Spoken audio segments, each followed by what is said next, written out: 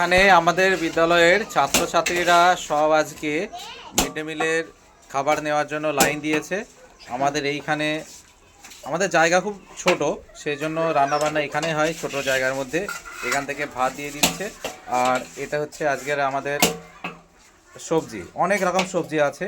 কি কি আছে আমাদের দিদিমণিদের কাছ থেকে একবার জেনে নিই। কি কি আছে?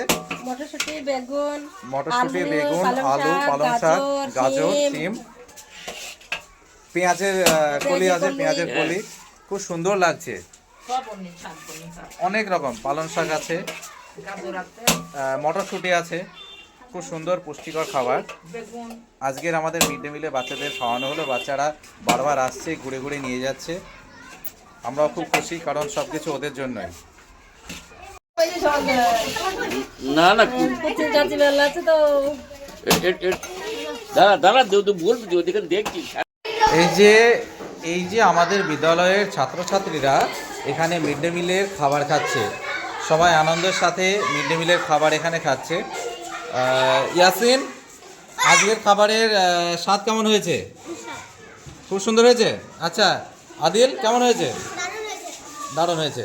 আচ্ছা কি কি পেয়েছিস বল তো?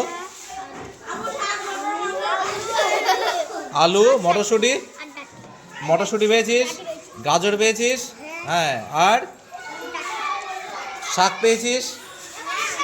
এখানে আরিয়ান আছে। আরিয়ান, তুমি খেয়েছো? ও, আরিয়ান এখনো টেস্ট করেনি। ইকবাল, কেমন হয়েছে? অসাধারণ।